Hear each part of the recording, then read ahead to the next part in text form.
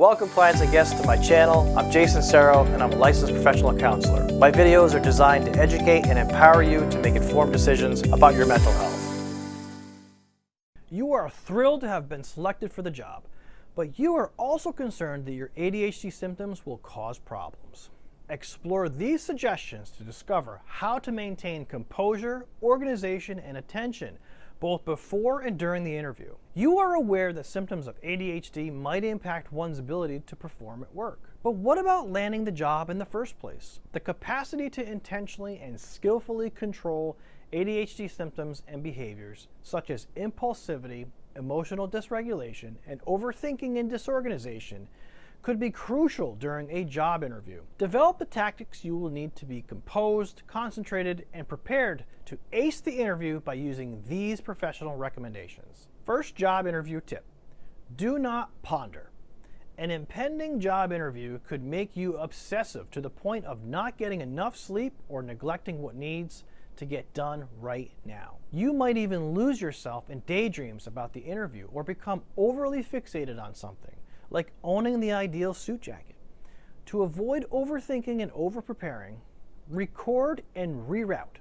As part of what he refers to as the Rule of One, ADHD coach John Tucker, co-host of the Differently Wired podcast, suggests outlining your goals and worries in two distinct columns. Write your primary focus on one side.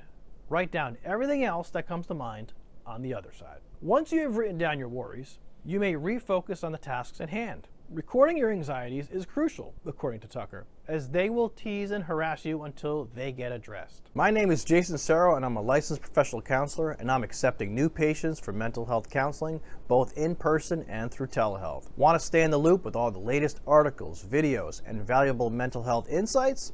Sign up through the link in the description or click on this video here. You can also go to www.jasoncero.com and enter your email at the bottom of my homepage. Please do me a solid and like and subscribe to my channel to get the latest videos. Second job interview tip: make a schedule and checklist. Managing an intricate, multi-step application and interview process can be taxing on executive functioning and motivation. In order to expedite this procedure, employ checklists. To keep organized and prevent overwhelmness, Dusty Chapura, an ADHD consultant based in Vancouver, suggests using a physical checklist, not in a phone somewhere that you could forget to check. Tip number 3 for job interviews: control your anxiety and rejection-sensitive dysphoria. Some applicants with rejection-sensitive dysphoria, RSD, focus on upsetting prior rejections, which could interfere with upcoming interviews. That is where planning and understanding what you can and cannot control come into play, suggests ADHD coach Jay Reed of Tennessee. Preparation and research. Reed advises: make notes of your questions for the selection committee. Research the company and the role, and allow yourself to daydream after getting the job. After that, remind yourself that you have completed the task that was within your power when you began to stray. Hydrate. Lynn Minor Rosen, a Florida-based ADHD coach, offers an even easier fix. Drink water. Anxiety often comes on because you are dehydrated. Tip number 4 for job interviews: do not overshare. You probably have a wide range of abilities, and your enthusiasm and inner spark can be a wonderful asset to any company. However, talking too much during a job interview can distract from the actual work. Oversharing and over-explanation, according to Minor Rosen, occurs when people with ADHD have poor self-confidence, are surprised by the questions, or are so nervous that they forget what they plan to say. Throughout the interview, keep in mind the following tips to minimize communication pitfalls. Rehearse. You can practice your responses by going to friends' houses, ADHD support groups, or acting audition preparation websites. Reed suggests that repetition be an excellent strategy to reduce anxiety. Make a note of, according to Minor Rosen, using this method can help you think more slowly. Have your responses ready. You might want to jot down potential responses in a notebook in advance. Regarding that, Tucker suggests that for Zoom interviews, you keep responses and prompts up next to your screen. Make a note of it. Before your interview, Chapura suggests Having something that calls you back to yourself and reminds you of your aim of not oversharing or setting a phone reminder. This might be a subtle reminder such as a little mark on the inside of your wrist or a special piece of jewelry. Bring a fidget. Minor Rosen also suggests carrying a discrete device such as a ring.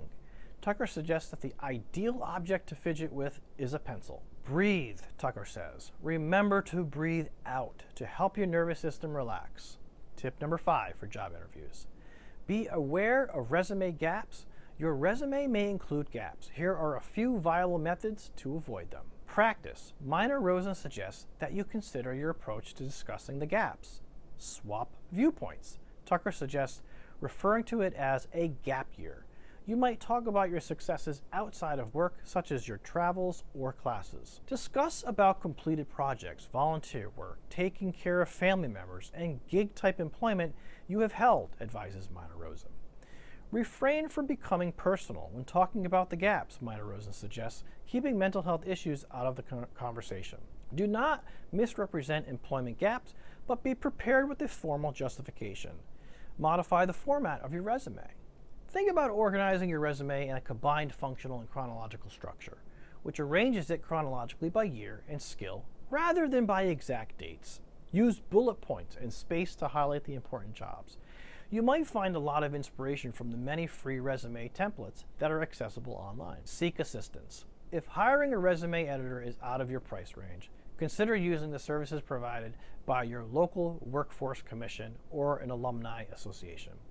Another excellent resource are support groups such as Facebook groups or the local branch of CHAD. Salvation Army, AARP, Dress for Success, and other organizations also offer resume assistance. What to do if I am rejected after the interview? Focusing on the past mistakes can cause you to feel unworthy and hinder your progress. Here are some pointers for recuperation. Have a depressing but limited day. Reed advises. Allow yourself to feel as horrible as you need to for that specific amount of time. After that period of time is up, get moving by doing anything like folding laundry or cleaning your bathroom. You should move on from your ruminating thoughts when you engage in another task. Acknowledge the mystery. According to Minor Rosen, the employer may have chosen to fill another position first, gone internal, or hired someone they knew. There are many different reasons why we are turned down for jobs, and sometimes it is hard to figure out why. Treat yourself to something lovely and affordable. Tucker discourages drinking and self-medication. Alternatively, grab coffee with the pal. You may try dancing, baking, or watching your preferred TV series. When venting to a friend, think about making notes so you may begin organizing your next course of action. Tucker states, in other words, even if you are grieving within, you are already preparing your next venture. This could be a project for you. Preserve your self-care. You may still develop habits and routines that support your physical well-being, such as a regular sleep schedule and nutritious diet, even if you do not have a job.